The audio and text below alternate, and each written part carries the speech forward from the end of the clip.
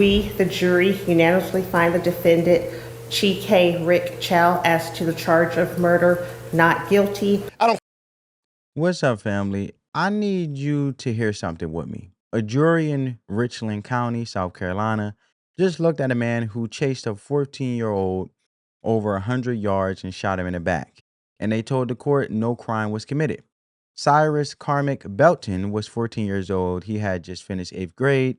He was walking home. And we're going to look at the receipts from both sides because this one is bigger than a headline. Hit the like button, share the video, subscribe to the channel. And I want you guys to check this out. We're going to break this down and look at the different perspectives.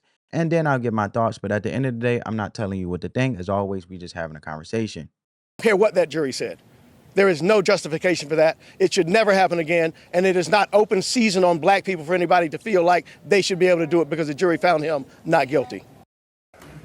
Tonight, the verdict is in. After deliberating for nearly 8 hours, a jury has found Rick Chow not guilty of murder in the death of 14-year-old Cyrus Carmack-Belton. And you just heard there from attorney Todd Rutherford, who is representing the Carmack-Belton family. That jury finding Chow not guilty of murder in that shooting death. The verdict again coming nearly 8 hours after deliberations. News 19's Kiki Gushu is in studio tonight with more details. Kiki.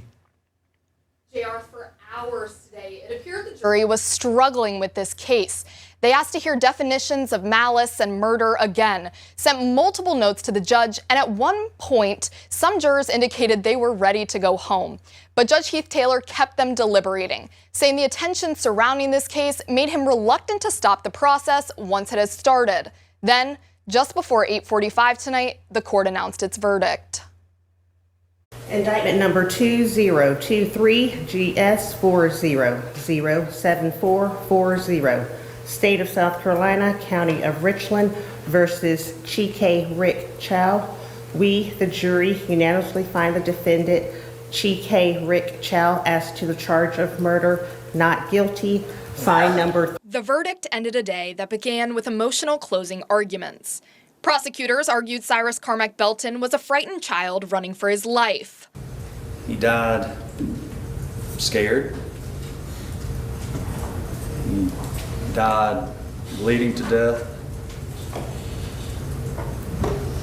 Rick Chow's face being the last one he saw. He died surrounded by strangers. The defense told jurors the state was ignoring what attorney Sean Kent called the rest of the story. He argued this case was not about a stolen bottle of water, but about a father trying to protect his son. They made you think the great Rick Chow, this evil human being over here, killed a man over $1. And that is disgusting, that is awful, that is abhorrent, but that's not what happened. After the verdict, family attorney Todd Rutherford said the family was devastated. There is no way that a child who did nothing wrong, who is shot in his back, how that jury can justify that verdict. I've been practicing law for almost 30 years. I've never seen anything like this. Meanwhile, defense attorney Jack Swerling said the jury reached the correct decision. And I just don't know what any parent would do otherwise. I mean, nobody wants to take anybody's life. But you're going to protect your children. You're going to protect yourself. You're going to protect your wife.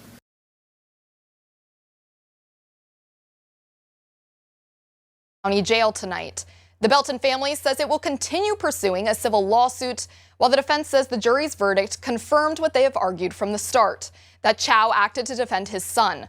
The Belton's family attorney also called for calm tonight, urging people upset by the verdict to express their feelings peacefully.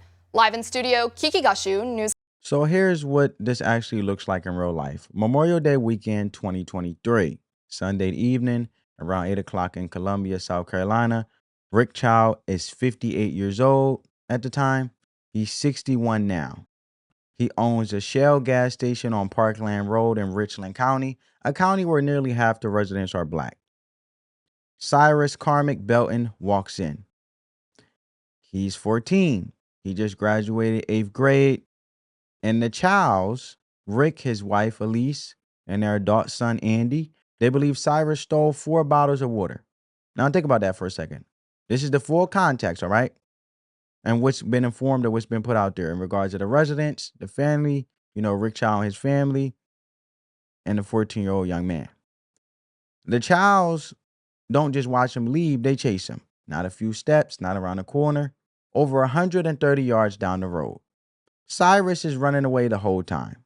He's running so hard, he loses a shoe. He drops 2 cell phones, and Rick Chow pulls a .45 caliber pistol and shoots him in the back. Dr. Amy Dorso, the forensic pathologist who did the autopsy, testified the bullet went into Cyrus' lower back and traveled upward through his lung and straight into his heart. She made it clear Cyrus couldn't have been standing upright or facing Andy Chow when that shot was fired. Now stop and think about that. He was running, 14 years old, fresh out of 8th grade, walking home. The community reacted immediately. People held vigils at the gas station. In fact, at one vigil in 2023, protesters arranged empty water bottles to spell out Cyrus's name. And this case sat in the courts for 3 years while that community waited.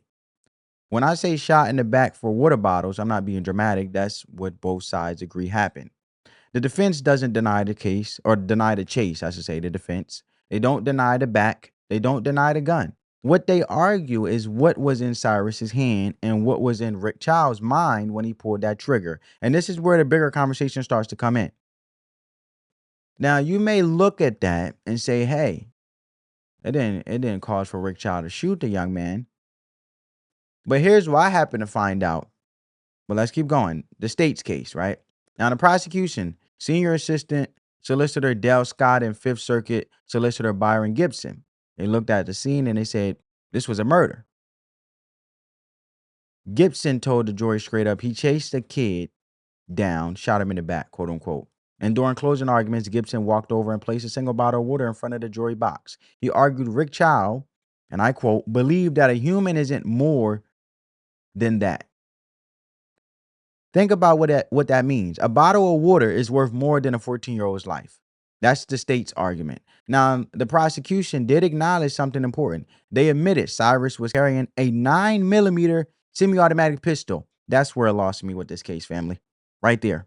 I was all the way up till he didn't have to shoot him until I got informed that Cyrus had a 9mm semi-automatic pistol himself, which we're prone if you have a business like a gas station with all your family members and loved ones there. Fight or flight, right? But they argued the gun fell on the ground during the chase and Cyrus never threatened anyone with it. Multiple witnesses testified they saw nothing in Cyrus's hand and they didn't see him point a gun at anyone. Gibson drove this home in his closing. He said, and I quote, nobody testified that happened. That doesn't have the last name Chow. I'm going to say it again. So that means the only people claiming Cyrus pointed a gun were the Chows themselves. And Gibson asked the jury something that I think cuts right to the heart of this. He said, and I quote, how afraid did you have to be to run out of your shoe and not turn around and pick it up? How afraid do you have to be to drop 2 cell phones and keep running? The answer is scared, terrified. A 14-year-old boy running for his life from grown adults with a gun. Dale Scott argued Cyrus wasn't a thug or a tough guy or a gunslinger. He was a 14-year-old kid who ran because he was afraid. Scott even shared with the jury about his own childhood, how he found his grandfather's revolver at 12 and shot it by a pond. He admitted he knew he wasn't supposed to do it. He was making a point. Kids make bad decisions, but that doesn't make them thugs. Scott added that if Cyrus was a tough guy the defense kept talking about, he would have pulled the pistol out and pointed it and fired. But he didn't. He ran. Gibson pressed the jury to think about who actually acted like a gangster that night. This is the state's case. Was it the 14-year-old running for his life or the grown man with a .45 chasing him down the street? The state presented what looked like a clear case. A man chases a child over property. The child runs away. The man shoots him in the back. 3 years of waiting, and the prosecution believed the 12 jurors would see what the community saw. But that's not what happened. And to understand how we got to not guilty, you have to hear what the other side said, because the defense told an entirely different story to that same jury. The prosecution said no weapon was ever brandished at Rick Chow. And they put 4 days of testimony behind that claim, but the jury still came back and said not guilty. So how does a dead child in the street become a not guilty verdict? You need to hear the other side because the defense painted a completely different picture. And to be fair, and I mean that, to be fair, Rick Chow's defense team, led by Sean Kent, you guys seen on the screen, they didn't stand up there and say nothing happened. They said something very different happened. Kent insisted to the jury, and I quote, "This case is not about a shoplifter. This case is about a father who sees a gun pointed at his son and had to make a decision." And that right there is the entire defense in one sentence. Andy Chow, Rick's adult son, took the stand and testified that Cyrus Carmack-Belton pointed a 9mm handgun at him during the chase. Andy said he yelled to his father that the boy had a gun, raised his hands, and backed away. Now, if you're a parent, I want you to think about that for a second. You're chasing someone who you believe stole from your store. Your son yells, "Gun," raises his hands, and now there's a weapon pointed at your child. What do? Most parents I know will protect their child without thinking. Kent argued that under South Carolina law, it isn't illegal to chase someone even if you're wrong about what they did. And there's something called the law of withdrawal. The law of withdrawal.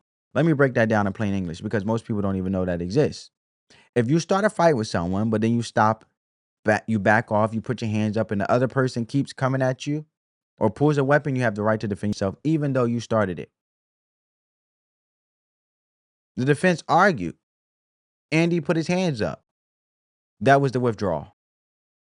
That was the withdrawal from that. Cyrus allegedly pointed a gun and made him the new aggressor, and therefore Rick Chow firing to protect his son was self-defense under state law. Can't even argue that even if Rick Chow was mistaken about the danger, even if Cyrus didn't actually pose the threat Rick thought he did, South Carolina law still protects that fatal shot if the belief was reasonable in the moment. Now, I want to be real with you for a second because that's a hard thing to sit with. The law says a mistaken belief can still be legal.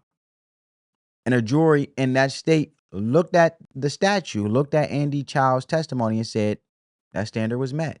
Chow's attorney, Jake Swirling, told reporters after the verdict, you guys heard, and I quote, "We are very pleased at the jury's deliberations in their verdict. We think it was the appropriate verdict in this case." He said it was a difficult decision because there were two different stories to the extremes. And there you have it, family. Two stories, same courtroom, same jury, same evidence, completely different endings, depending on which one you believe. And that's the part that should make everybody pause because both sides have receipts and both receipts pointed in opposite directions. So how do 12 people get from a dead 14-year-old to not guilty? Let me tell you what happened inside that jury room. The verdict dropped on June 1st of this week, 2026, a Monday. The jury deliberately, for over 8 hours, they returned to the jury room around 12:15 in the afternoon, and they didn't come back with an answer until nearly 6 o'clock. But here's what gets me. They walked back into the courtroom 3 separate times before they finally decided. 3 times. The first time about 3 hours in, they asked Judge Hef Taylor to clarify the definition of malice under South Carolina murder law. Malice means hatred, ill will, or hostility, intentionally doing a wrongful act without just cause or excuse. The judge explained it and they went back. About an hour later, they returned with a note. The judge read it, but it didn't share what it said in open court. He sent them back a second time. Then around 5:55, they came back one last time, not guilty. Rick Chow sat there silently frozen, and then he slowly bowed his head onto his interlocked hands. Across that courtroom, Cyrus Carmack-Belton's family let out sobs and cries, and you can hear through the walls. And Judge Taylor had actually cautioned the jury earlier about tampering because of all the media coverage. So this wasn't a quick decision. This wasn't a rubber stamp. Those 12 people wrestled with it, and they asked questions. They sent notes. It took over 8 hours, and they still walked out with a not guilty verdict. Chow's lawyer, Jake Swirling, said the family was pleased. Meanwhile, across from that verdict, a father named Troy Belton walked out without his son. Now the legal case is over. Rick Chow was locked up for 3 years, and now he's expected to be released after processing. But the community story is just getting started because family attorney Todd Rutherford, who was also South Carolina state representative, stood next to Cyrus's father, Troy Belton, the night of the verdict and said, quote, "The anger is palpable." And said, quote, "The anger is palpable tonight. You can feel it. You can touch it because people saw the child. It looked like their own." and Rutherford called for peace, but he made it clear the family doesn't accept his verdict. ABC News reported their statement as, quote, "We do not accept it." And Rutherford said they will continue pursuing civil action against Chow because a criminal not guilty doesn't mean the civil case goes away. The next day, protesters gathered at that same Shell gas station on Parkland Road. Richland County deputies parked there and put up tape near the gas pumps. Think about that. Richland County deputies parked there and put up tape near the gas pumps. The verdict comes down and law enforcement has to guard the scene because the community is that hurt, that angry, that determined to be heard. From my perspective, here's what this actually looks like in real life. The law answered one question: did Rick Chow commit murder beyond a reasonable doubt? 12 people said no, but the community is asking a completely different question. Was justice served for Cyrus Carmack-Belton? And those two questions don't have to match. They don't have the same answer. The law and the heart read from different pages sometimes. And in Richland County, South Carolina, that gap is where the real story lives, right? The law and the heart. They read two different pages. And to think about it objectively, if you want to be real objective, the most common sense thing that most individuals would say is, okay, well, Cyrus should have never went in that store and stole property, no matter what about it or not. You stole a property that you should have purchased as someone's business in exchange for their service being a store and also pumping gas. You purchase, and if you want something, you don't steal, you pay for what you want. In exchange for your payment, you get a water. He wouldn't have had to die or be chased down the street if he just paid for the water and didn't steal somebody's property, which is still the water, because that gas station who has to basically stock those shelves with those refreshments is theirs. From the vendors, all that take it all the way to the store, they purchase in exchange to stock up for it to be accommodating to the customers that come in to pump gas, but also want a quick stop. You know, they may be on the road, et cetera, et cetera. Don't steal someone's property as someone's business where their whole family is operating it, and then you have a 9mm gun and don't see it as a posed threat. And his life would have remained. Purchased the water bottle, peace would have been kept, business would have been going as usual, both families would have been at peace, family running their business, doing their thing. Cyrus would have been here. They would have had their son. So, was justice served in the Rick Chow case?